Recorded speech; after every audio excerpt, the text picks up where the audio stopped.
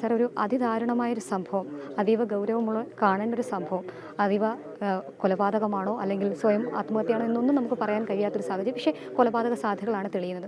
MLA എന്ന നിലയിൽ എന്താണ് ഈ ഘട്ടത്തിൽ പ്രതികരിക്കുക? തീർച്ചയായും വളരെ ദുരൂഹമാണ്.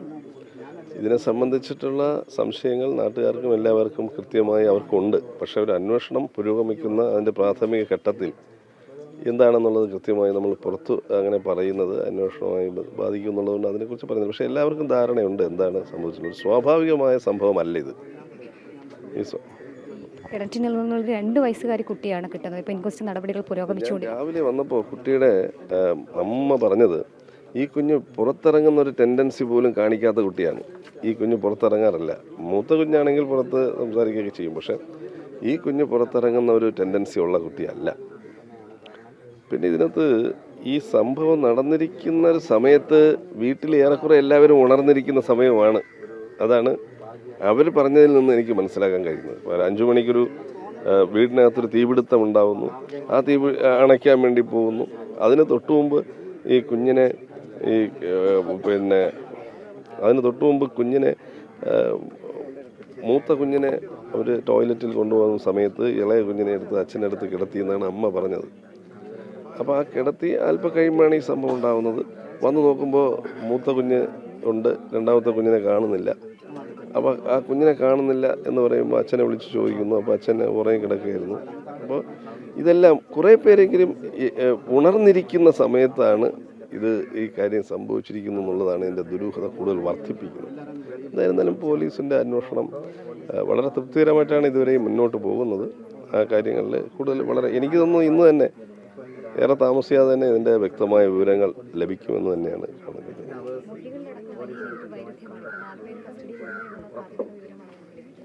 മൊഴികളിലെ വൈരുദ്ധ്യമാണല്ലോ ഈ കാര്യം തെളിയിക്കുന്നതിൻ്റെ ഒരു ദിശയിലേക്ക് കാര്യങ്ങൾ എത്തിക്കുന്നത്. സ്വാഭാവികമായിട്ടും ഇല്ല ഔദ്യോഗിക വരെ നമ്മളുമായിട്ട് കൺവേ ചെയ്യില്ല. ഒരു പൊതുവിൽ അറിയിക്കുകയാണ് ചെയ്യുന്നത്. പോലീസ് നൽകുന്നതല്ല, ഞങ്ങളെല്ലാവരും ഇവിടെ ഉണ്ടായിരുന്നല്ലോ, രാവിലെ മുതൽ ഇവിടെ ഉണ്ടായിരുന്നല്ലോ. തീർച്ചയായും സ്വാഭാവികമായി നടന്ന ഒരു സംഭവമല്ല.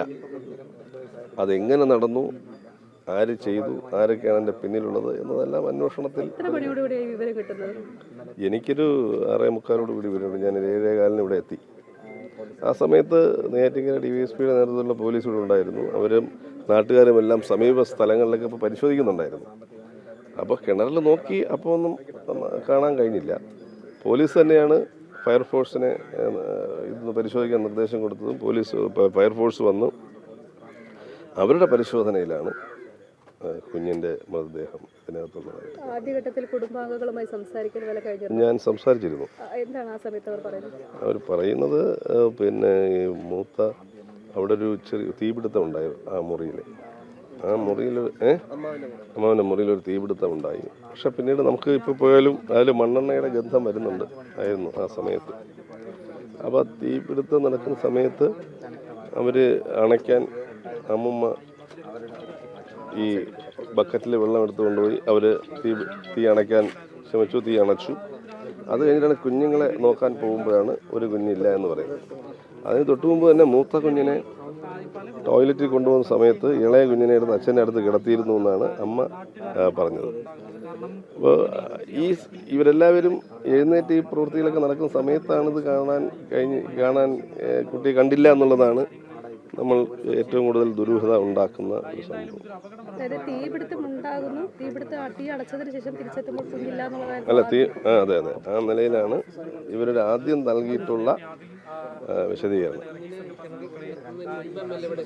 എത്തിയിരുന്നു. ആ സമയത്താണ് അവരോട് സംസാരിച്ചത്. കുഞ്ഞിനെ കണ്ടെത്തിയതിന് ശേഷം അവരുമായി സംസാരിക്കാൻ കഴിഞ്ഞിട്ടില്ല. അതിനു മുമ്പാണ് അവരോട് സംസാരിച്ചത്. അപ്പോൾ അമ്മമ്മയാണ് പറഞ്ഞത് ഈ കുഞ്ഞിന് പുറത്തിറങ്ങുന്ന ഒരു ടെൻഡൻസിയും ഇല്ല. ഈ മൂത്ത കുഞ്ഞാണെങ്കിൽ പുറത്തൊക്കെ ഇറങ്ങുമായിരിക്കും. പക്ഷേ ഇളയ കുഞ്ഞ് പുറത്തിറങ്ങുന്ന ടെൻഡൻസി ഒന്നും ഇല്ലാത്തൊരു കുഞ്ഞാണ്. അപ്പോൾ അകത്ത് തന്നെയായിരുന്നു ഉണ്ടായിരുന്നത്. അപ്പോൾ ഈ തീപിടുത്തമുണ്ടായി എന്നുള്ളതാണ് ആദ്യത്തെ ഒരു സംഭവം.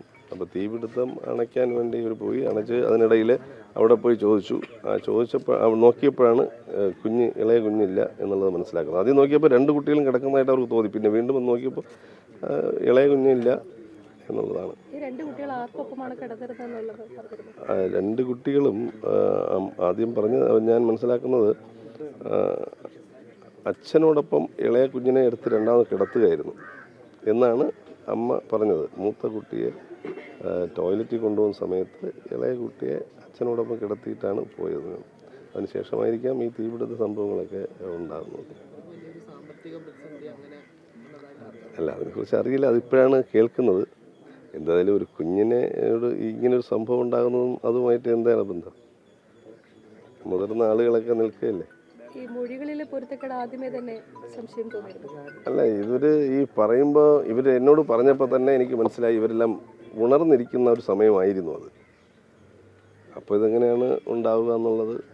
പുറത്തു നിന്ന് ഒരാൾ വന്ന് ഓടി മറിയുന്നത് കണ്ടു എന്നുള്ള തരത്തിൽ അങ്ങനെ ഒരു കുഞ്ഞിൻ്റെ അമ്മ പറഞ്ഞു, ഈ കിണറിനടുത്തൊരു നിഴൽ മാറുന്നത് കണ്ടു എന്ന് കുഞ്ഞിൻ്റെ അമ്മ പറഞ്ഞിരുന്നു. അത് ഈ തീപിടുത്ത സമയത്ത് ഉണ്ടായെന്നാണോ പറഞ്ഞത്? അല്ലല്ല, അത് ആ സമയത്താണ് ഞാൻ അതിൻ്റെ.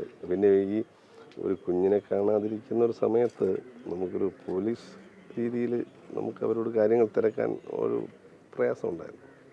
ഒരു നിഴൽ മാറുന്നത് കണ്ടിരുന്നു എന്ന് കുഞ്ഞിൻ്റെ അമ്മ പറഞ്ഞതായിട്ട് അമ്മയും അടുത്തടുത്ത് നിൽക്കുകയായിരുന്നു.